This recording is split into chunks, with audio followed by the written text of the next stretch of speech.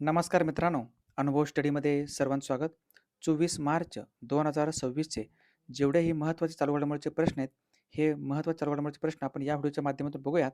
Video खूप महत्त्वाचा ठरणार आहे. शेवटपर्यंत व्हिडिओ नक्की बघा. नवीन पॉईंट भेटले तर तुमच्या नोट्समध्ये नोट डाऊन करून ठेवा आणि जाता-जाता व्हिडिओला लाईक तर कराच, परंतु तुमच्या मित्रांपर्यंत शेअर करा आणि तुम्ही अजून पण नवीन असाल तर चॅनलला सबस्क्राईब केलं नसेल तर नक्कीच एकदा चॅनलला सबस्क्राईब करा आणि तुमच्या मित्रांपर्यंत शेअर जरूर करा. रोज सकाळी 6 वाजता आपण हा व्हिडिओ बघत असतो. ओके. चला 24 मार्चचे प्रश्न बघूयात. तत्पूर्वी कालच्या लेक्चरमध्ये जो शेवटचा प्रश्न विचारला होता त्याच्यावरती एक चर्चा करूयात आपण. प्रश्न असा होता की नुकतेच महामार्गावरील प्रदूषण रोखण्यासाठी कोणत्या राज्याने भारतातील पहिले सूक्ष्म शैवाल एअर टॉवर बसवलेलं आहे? तर हे सूक्ष्म शैवाल एअर टॉवर बसवलं आहे दिल्ली या ठिकाणी. पर्याय क्रमांक 2 लक्षात ठेवा.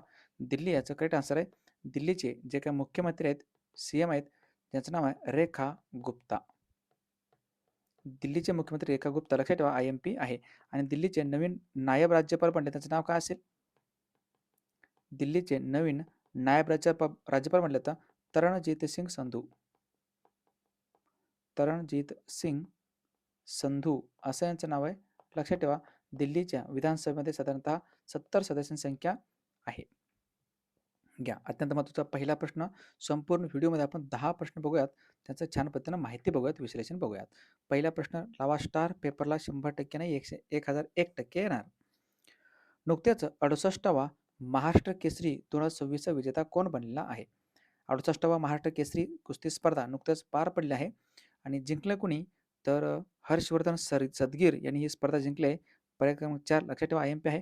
हर्षवर्धन सदगीर हा खेळाडू नाशिक जिल्ह्याचा आहे. नाशिक जिल्ह्याचा आहे. हर्षवर्धन सदगीर यांनी दुसऱ्यांदा दुसऱ्यांदा जिंकलेला आहे. ओके. हर्षवर्धन सदगीरने पहिल्यांदा 2020 मध्ये 63वा महाराष्ट्र केसरी कुस्ती स्पर्धा जिंकली होती. ओके. लक्षात ठेवा. आणि 7 वेळा ओके 7व्यांदा थोडक्यात 7 वेळा म्हणतो मी 7 वेळा ओके डबल महाराष्ट्र केसरी हा बनलेला आहे. म्हणजेच 7 वेळा नाही 7वा व्यक्ती आहे जो डबल महाराष्ट्र केसरी बनला. थोडंसं करेक्शन करायचं.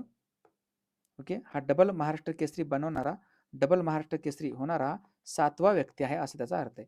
डबल महाराष्ट्र केसरी 7वा व्यक्ती बनलाय हर्षवर्धन सदगीर. लक्षात ठेवा. आणि ह्यांच्यापासूनच हर्षवर्धन सदगीर म्हणजे 2026 पासूनच जो विजेता आहे ना विजेता, या विजेत्याला एक नवीन जी गाडी आहे कोरी करकरीत फॉर्च्युनर गाडी पण देण्यात आलेली आहे.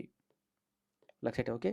फॉर्च्युनर गाडी जिंकणारा पहिला व्यक्ती कोण असेल, पहिला मल्ल कोण असेल तर तो हर्षवर्धन सदगीर.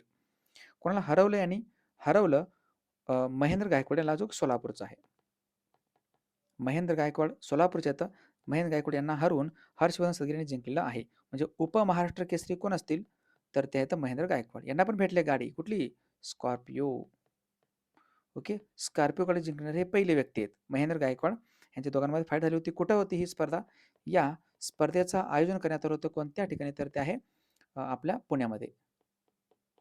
पुणे या ठिकाणी या स्पर्धेचं आयोजन करण्यात आलेलं होतं. पुण्यामध्ये लक्षात ठेवा. कोणत्या ठिकाणी? वाघोलीला. वाघोली पुण्यामध्ये याचं आयोजन करण्यात आलेलं आहे.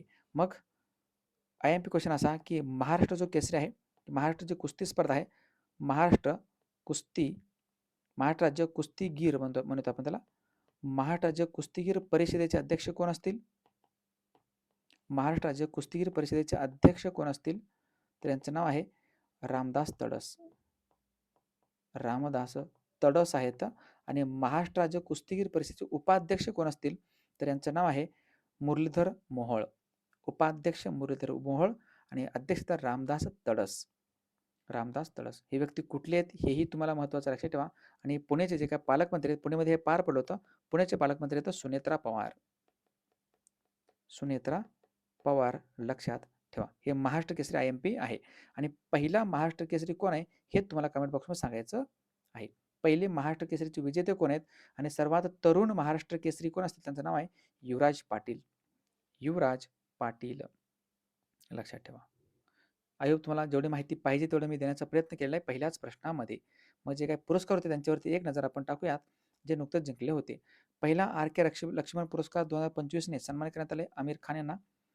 दादासाहेब फाळके आंतरराष्ट्रीय चित्रपट महोत्सव पुरस्कार 2025 बेस्ट चित्रपट आहे स्त्री 2. भारताचा 90वा ग्रँडमास्टर आहे इलम पार्थी LR. AR थोडक्यात. मरणोत्तर विज्ञान रत्न पुरस्कार 2025ने सन्मान करण्यात आले डॉक्टर जयंत नारळीकर यांना. युरोपियन संसदेचे सकाराव पुरस्कार 2025 भेटले आंद्रेज पोग्जुबोट आणि मजिया अमाग्लोबेली यांना. भारताचा 91 ग्रँडमास्टर आहे राहुल VS आणि 92 क्रमांकाचा ग्रँडमास्टर आहे आर्यन वैष्णेय. आर्यन वैष्णेय लक्षात ठेवा. आणि 93 क्रमांकाचा ग्रँडमास्टर आहे राहुल. ओके ओके आर्य कोण आहे? एकच मिनटं. भारताचा 93 क्रमांकाचा ग्रँडमास्टर आहे. ओके त्यांचं नाव आहे डेंगला. नाव आठवं ना मला आता. डेंगला असं नाव आहे, लक्षात ठेवा. तुम्हाला हे आपण ह्याच्यापूर्वी पण कव्हर केलं बघा. 93 क्रमांकाचा लेटेस्ट डेंगला आहे. डेंगला ओके. 94 क्रमांकाचा पण बनलेला आहे. कोण आहे सांगा बरं चला कमेंट बॉक्समध्ये. भारताचे 94 क्रमांकाचे ग्रँड मास्टर कोण आहेत? महत्त्वाचा दुसरा प्रश्न आता आपण जस्ट बघतोय. नुकत्याच चायनीज ग्रँड प्रिक्स 2026चा जो काही विजेता आहे तो विजेता कोण बनलेला आहे? नुकत्याच चायनीज ग्रां प्री ची स्पर्धा जिंकली किमी अँटोनिली यांनी पर्याय क्रमांक 2. जसेच तसं लक्षात ठेवा IMP आहे. जॉर्ज रसेल यांनी नुकताच ऑस्ट्रेलियन जे ग्रां प्री आहे ऑस्ट्रेलियन GPची रेस 2026ची नुकतंच काही दिवसापूर्वी जिंकलेली होती. ऑस्ट्रेलियन जॉर्ज रसेलने जिंकले. किमी अँटोनिलीने चायनीज ग्रां प्री जिंकलेलं आहे. हे F1 जे कार रेस आहे या संबंधित ही स्पर्धा आहे. पुढचा तिसरा प्रश्न. नुकत्याच पार पडलेल्या वर्ल्ड बॉक्सिंग फ्युचर्स कप 2026 मध्ये भारताने एकूण किती पदकांची कमाई केली? किती पदके भारताने जिंकलेली आहेत? ओके टोटल भारताने 5 पदके जिंकली, ज्याच्यामध्ये एक काय आहे गोल्ड आहे. ओके लक्षात ठेवा. एक गोल्ड आहे IMP आणि एक गोल्ड आहे, 3 सिल्वर आहेत आणि एक काय आहे ब्रॉन्झ आहे. ब्रॉन्झ एक कांस्य पदक, एक गोल्ड, एक सुवर्ण पदक आणि 3 सिल्वर पदक, 3 रजत पदक अशी पदकांची कमाई आहे. त्याच्यामध्ये गोल्ड मेडलचे एकटे व्यक्ती आहेत, त्यांचं नाव आहे चंद्रिका पुजारी. ओके चंद्रिका पुजारींनी गोल्ड मेडल जिंकलेलं आहे आणि चंद्रिका पुजारी ही 51 किलो वजनी गटामध्ये खेळतात. लक्षात ठेवा. ओके हे बॉक्सिंग आहे ना, बॉक्सिंग इथं आहेत सर्व प्लेयर हे बॉक्सरच राहतील. आता चंद्रिका पुजारी यांचा संबंध कोणत्या खेळाशी विचारतील? लक्षात ठेवा बॉक्सिंग आहे 51 किलो यांचं वजनी गट आहे. मग जे आणखीन जे 5 व्यक्ती आहेत, राहिलेले 4 व्यक्ती आता त्यांच्यावरती एक नजर टाकूयात आपण. इथे बघा इथं सगळं नाव तुम्ही वाचून घेऊ शकता. सिल्वर मेडल 54 किलो वजनी गटामध्ये शिरोम यांनी हे जिंकले आहे. त्यानंतर गुंजन यांनी जिंकले आहे 48 किलोग्राम वजनामध्ये. ओके त्यानंतर आंबेकर यांनी जिंकले आहे 50 किलोग्राम वजनामध्ये. बाकी या ठिकाणी थोडंसं नाव आहे लोंगजम हे देखील आहेत 57 किलो वजनी गटामध्ये ब्रॉन्झ मेडल आणि हे चंद्रिका पुजारी. नावं कोणाच्याही लक्षात ठेवत नाही तरी चालतो, परंतु एवढं लक्षात ठेवा की चंद्रिका पुजारीचा संबंध कोणत्या खेळाचे आहे? बॉक्सिंग. बँकॉक थायलंडमध्ये याचं आयोजन करण्यात आलेलं होतं. घ्या पुढचा प्रश्न. चौथा प्रश्न. जागतिक दहशतवाद निर्देशांक 2026 मध्ये भारत हा जगामध्ये कितव्या क्रमांकावर येतो? हे काय आहे? हे एक निर्देशांक आहे ज्याला म्हणतो आपण दहशतवाद निर्देशांक IMP येतो. दहशतवाद निर्देशांक IMP एक संस्था आहे. ही संस्था ज्या संस्थेचं नाव आहे IEP. या संस्थेद्वारे ह्याचं निर्देशांक हे वितरण केलं जातं. जागतिक दहशतवाद निर्देशांक त्याला आपण ग्लोबल टेररिझम इंडेक्स असं म्हणतो. संस्थेचं नाव आहे इन्स्टिट्यूट फॉर प्रश्न विचारता आहे इन्स्टिट्यूट फॉर इकॉनॉमिक्स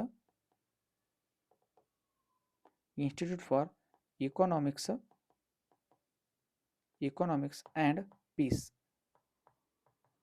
म्हणतो आपण. या संस्थेद्वारे हे वितरित केला जातो. जागतिक दहशतवाद निर्देशांक IMP आहे.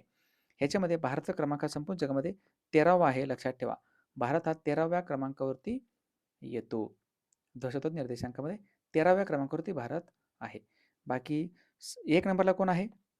एक नंबरला म्हणजे सर्वात जास्त दहशतवादी मृत्यू ज्या देशामध्ये झालेत तो देश आहे पाकिस्तान. पाकिस्तान लक्षात ठेवा IMP आहे. या ठिकाणी रँकिंग बघून घ्या. पाकिस्तान हा 1 नंबरला येतो. 2 नंबरला येतो बर्किना फासो.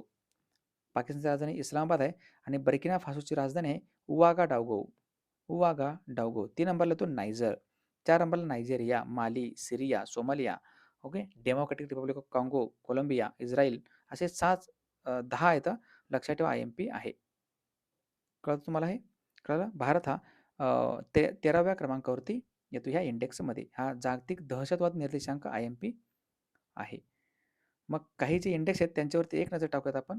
जे लेटेस्टवाले इंडेक्स म्हणतो मी, त्याच्यामध्ये रँकिंग चेंज झालं अशावाले. नुकतंच एक इंडेक्स झालं होतं, ज्याला म्हणतो आपण हेनले पासपोर्ट इंडेक्स, जो 75व्या क्रमांकावरती आहे. हेनले जो पासपोर्ट आहे ना, हेनलेचं पासपोर्ट इंडेक्समध्ये फेब्रुवारी 2026 नुसार भारत हा 75व्या क्रमांकावरती आहे. एक आनंदी निर्देशांक आला होता काही दिवसापूर्वीच. आनंदी निर्देशांक 2026 मध्ये भारत हा 116व्या क्रमांकावरती आहे. 116 आनंदी ग्लोबल हॅपीनेस इंडेक्स म्हणतो आपण, लक्षात ठेवा. शाश्वत निर्देशांकामध्ये भारत हा 90व्या क्रमांकावरती आहे. अजून एक इंडेक्स आला 2026चं भ्रष्टाचारवाला. भ्रष्टाचार निर्देशांक 2026 मध्ये भारत हा 91व्या क्रमांकावरती आहे. 91 लक्षात ठेवा. या पुढचा प्रश्न 5वा. नुकत्याच आलेल्या स्कायट्रॅक्स वर्ल्ड एअरपोर्ट अवॉर्ड्स 2026 मध्ये जगातील अव्वल 30 विमानतळांच्या यादीत भारतातील एकमेव विमानतळ कोणतं आहे? म्हणजे टॉप 30 विमानतळ आले, ओके, आहेत. त्याच्यामध्ये भारतामधील एकमेव विमानतळ, एकच विमानतळ आहे स्कायट्रॅक्सनुसार, तर तो आहे दिल्ली विमानतळ, पर्याय क्रमांक 1. दिल्ली विमानतळ लक्षात ठेवा. हे स्कायट्रॅक्स वर्ल्ड एअरपोर्ट अवॉर्ड्सनुसार पहिल्या क्रमांकावर दिल्ली आहे. भारतामधील पहिल्या क्रमांकावर दिल्ली आहे, लक्षात ठेवा. दिल्ली विमानतळ नाव काय असेल? इंदिरा गांधी आंतरराष्ट्रीय विमानतळ आहे. इंदिरा गांधी आंतरराष्ट्रीय विमानतळ जो पालम या ठिकाणी येतो, पालम दिल्लीला. लखनौ विमानतळाचं नाव आहे चौधरी चरण सिंग आंतरराष्ट्रीय विमानतळ, चौधरी चरण सिंग. आणि चौधरी चरण सिंग यांना 2024 मध्ये भारतरत्न पुरस्कार देखील देण्यात आलेला आहे, जे लखनौ उत्तर प्रदेशची राजधानी आहे. मुंबई विमानतळाचं नाव छत्रपती शिवाजी महाराज आंतरराष्ट्रीय विमानतळ, लक्षात ठेवा. त्यानंतर कोची विमानतळ हे भारतातील 100% सौर ऊर्जेवर चालणारं पहिलं विमानतळ होतं. 100% सौर ऊर्जा, 100% सौर ऊर्जेवर चालणारं भारतातील पहिलं विमानतळ आहे कुठलं? कोची आंतरराष्ट्रीय विमानतळ, जे की केरळम या राज्यामध्ये येतं, केरळमध्ये. पुढचा प्रश्न 6वा. नुकतेच केंद्र सरकारच्या गृह मंत्रालयाने डॅश डॅश यांची जनगणना 2027 साठी ब्रँड अँबॅसेडर म्हणून घोषित केलेल्या सगळ्यांना माहिती असेल. जनगणना 2026-27 होते. ही स्वातंत्र्यानंतरची 8वी आणि एकूणामध्ये 16वी जनगणना आहे. ओके, ह्या जनगणनेचे जे काही शुभंकर आहेत, यांचं नुकतंच केंद्रीय मंत्री आहेत अमित शहा यांनी शुभंकराचं लॉन्च करण्यात आलं, प्रगती आणि विकास. लक्षात ठेवा, जनगणना 2027चं शुभंकर काय असेल, तर ते 2 आहेत. एक प्रगती, दुसरा विकास. विकास हा जेंट्स आहे, प्रगती ही लेडीज आहे. आणि ह्या व्यक्तींना तुम्ही खूप कमी ठिकाणी पाहिलं असेल कदाचित. ह्या व्यक्तींचं नाव आहे सुदर्शन पटनायक, पर्याय क्रमांक 2. ज्यांना काय करण्यात आलं आता 2026-27च्या जनगणनेसाठी ब्रँड अँबॅसेडर म्हणून घोषित केलं आहे. कोण आहेत हे? हे प्रसिद्ध वाळू शिल्पकार. क्वेश्चन विचारतील की बाबा सुदर्शन पटनायक यांचा संबंध कोणत्या क्षेत्राशी आहे? तर वाळू शिल्पकार आहेत. कुठले ते? हे ओडिशा राज्याचे आहेत. प्रसिद्ध भरपूर पुरस्कार देखील यांना भेटलेले आहेत. सुदर्शन पटनायक, नाव विसरू नका. वाळू शिल्पकार. नुकतंच रवींद्र जडेजा हे सिटी युनियन जो बँक आहे, सिटी युनियन बँकेचे ब्रँड अँबॅसेडर कोण बनले असतील, तर ते आहेत रवींद्र जडेजा. आणि T20 जो वर्ल्ड कप पार पडला, या T20 वर्ल्ड कपमध्ये T20 जो वर्ल्ड कप पार पडला, ह्याचं ब्रँड अँबॅसेडर कोण असतील, तर ते रोहित शर्मा. जनगणना सर्वात पहिल्यांदा लॉर्ड मेयोने केली होती. हे तुम्ही इतिहासामध्ये वाचलं असेल 1872 मध्ये. आणि दशवार्षिक जनगणनेला सुरुवात झाली होती 1881 मध्ये लॉर्ड रिपन यांच्या कार्यकाळात. जनगणना हे दर 10 वर्षांनी होते, लक्षात ठेवा. आणि ही पहिली जनगणना आहे जे 90% संपूर्णतः डिजिटल माध्यमातून केली जाणार आहे. 90% याच्यात जे काही डेटा आहे ते डिजिटलच्या माध्यमातून केले जाणार, लक्षात ठेवा. आणि गृह मंत्रालय जे आहे हे जनगणना करत असतं दर 10 वर्षांनी. होणार होतं 2021ला दर 10 वर्षांनी म्हटल्यानंतर, परंतु कोरोनामुळे ते एक्सटेंड झालं. 2026-27 मध्ये हे होणार आहे. पुढचा 7वा प्रश्न. नुकत्याच इंडियन ओपन 2026 स्क्वॅश महिला एकेरीची विजेती कोण बनलेली आहे? स्क्वॅश खेळ म्हटला आणि महिला एकेरी म्हटलं तर भारताचे प्लेयरचं एकच नाव लक्षात ठेवायचं, ते म्हणजे अनाहत सिंग, पर्याय क्रमांक 4. अनाहत सिंग यांनी इंडियन ओपन 2026 स्क्वॅश महिला एकेरीची विजेतेपद पटकावलेलं आहे. इंडियन ओपन ह्याचं आयोजन कुठे करण्यात आलं होतं? हे पार पडलं मुंबईला. मुंबईमध्ये याचं आयोजन करण्यात आलं होतं, लक्षात ठेवा. ठीक आहे, IMP आहे. आणि जो स्क्वॅश स्पर्धा आहे ह्याच्यामध्ये 1 नंबरला, म्हणजे सध्याच्या घडला एकच प्लेअर कंटिन्यूपणे तुम्ही लक्षात ठेवायचा आहे, ते म्हणजेच कोण? आपले अनाहत सिंग. अच्छा, हे विजेते जे आहेत ना, हे विजेते पुरुषामध्ये कोणी जिंकले असेल? पुरुष एकेरी म्हणतो मी आता. पुरुष एकेरीमध्ये जिंकला अभय सिंग यांनी. अभय सिंग. काय सांगता येत नाही, काय विचारतील ते? अभय सिंग यांचा संबंध विचारतील कोणत्या खेळाशी आहे, तर स्क्वॅश. आणि अभय सिंग आणि अनाहत सिंग महिला एकेरी स्क्वॅश लक्षात ठेवा. हे आता अनाहत सिंग, हे आता अभय सिंग. चला पुढचा प्रश्न, 8वा प्रश्न. नुकत्याच फेब्रुवारी महिन्यासाठी ICC महिला प्लेयर ऑफ द मंथ पुरस्कार कोणी जिंकलेला आहे? फेब्रुवारी महिन्यासाठी ही ICC, कारण काय करत असतं ICC, ज्याला आपण इंटरनॅशनल क्रिकेट काउन्सिल म्हणतो आपण, ज्याचं हेडक्वार्टर दुबईला आहे, ठीक आहे ना. त्याचे अध्यक्ष जय शहा. जय शहा ज्याचे अध्यक्ष आहेत. हे ICC काय करत असतं, पूर्वी वर्षाला जाहीर करत होतं बेस्ट प्लेयर. आता ICC player of the month हे दर महिन्याला असतं, लक्षात ठेवा. मग फेब्रुवारी या महिन्यासाठी प्लेयर ऑफ द मंथ महिलामध्ये कोण असते? त्याचं नाव आहे अरुंधती रेड्डी, पर्याय क्रमांक 1. ऑस्ट्रेलियासाठीचं जो काही टीम गेलं होतं आपलं, ऑस्ट्रेलियाविरुद्ध जे मालिका नुकतंच जिंकली भारतानं, तर त्याच्यामध्ये अरुंधती रेड्डी यांनी खूप चांगली कामगिरी बजावलेली होती. फेब्रुवारीसाठी त्यांना हा पुरस्कार देण्यात आलेला आहे. ओके. स्मृती मंदाना ज्यांचं RCB टीम आहे WPL मध्ये, जे दुसऱ्यांदा WPL जो आहे तो यांनी जिंकलेलं होतं RCBनं. स्मृती मंदाना लक्षात ठेवा. स्मृती मंदाना जे आणि हरमनप्रीत कौर यांच्या नेतृत्वाखाली भारतानं वन डेचं पहिलं जो काही वर्ल्ड कप आहे गेल्या वर्षी जिंकलं होतं. महिलांचं वन डेचं वर्ल्ड कप जो आहे 2025चं महिलांनी सर्वात पहिल्यांदा भारताच्या महिलांनी जिंकलेलं होतं. हरमनप्रीत कौर हे कॅप्टन आहेत त्याचे, कॅप्टन आहेत. आणि सर्वात जास्त वर्ल्ड कप खेळणारी महिला कोण असतील, त्यांचं नाव आहे मिथाली राज. मिथाली राज राजस्थानचे आहेत, मिथाली राज. बाकी अरुंधती रॉय हे महिलामध्ये झाले. पुरुषांमध्ये कोण असतील? पुरुषांमध्ये साहिबजादा फरहान. साहिबजादा फरहान पाकिस्तानचे प्लेयर आहेत, ज्यांना फेब्रुवारी महिन्यासाठी पुरुष प्लेयर ऑफ द मंथ आहेत, लक्षात ठेवा. चला सेकंड क्वेश्चन, 9वा प्रश्न. नुकतेच खालीलपैकी कोणाच्या हस्ते भारतातील प्रमुख बंदरावरील कामकाज प्रमाणित आणि सुव्यवस्थित करण्यासाठी एक राष्ट्र एक बंदर प्रक्रिया, okay, one nation one port, लक्षात ठेवा. हे विचारते तुम्हाला, one nation one port. Port म्हणजे बंदरा, स्पोर्ट नाही, पोर्ट, पोर्ट, ओके, बंदर.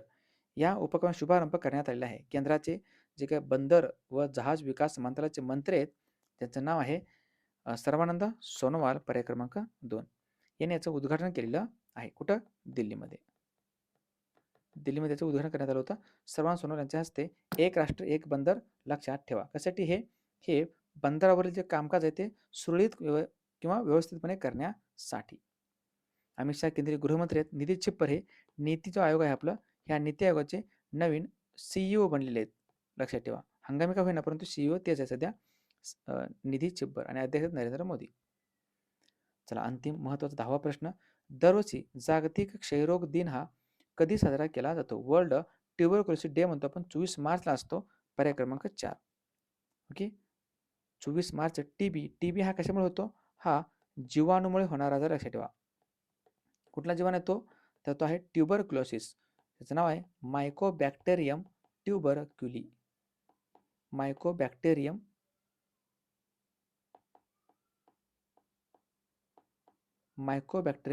ट्युबरक्युली, लक्षात ठेवा. मायकोबॅक्टेरियम ट्युबरक्युली ह्याच्यामुळे होतो टीबी. टीबी निर्मूलनाचं लक्ष होतं 2025चं भारतामध्ये. ओके, टीबी हारेगा देश जीतेगा, याचं ब्रीदवाक्य पण होतं, टीबी हारेगा देश जीतेगा. टीबी क्षयरोग लक्षात ठेवू शकता, IMP आहे. मग मार्च महिन्यातील जे काही दिवस आहेत सर्व त्यांच्यावरती एक नजर आपण धावता आढावा टाकूयात. 1 मार्चला असतो शून्य भेदभाव दिन किंवा जागतिक नागरी संरक्षण दिन. 3 मार्चला असतो जागतिक वन्यजीव दिन. 4 मार्चला आहे राष्ट्रीय सुरक्षा दिन किंवा यौन शोषणाविरुद्ध लढण्याचा दिवस. त्यानंतर आहे 8 मार्चला असतो आंतरराष्ट्रीय महिला दिन. 10 मार्चला आहे राष्ट्रीय उद्योग दिन.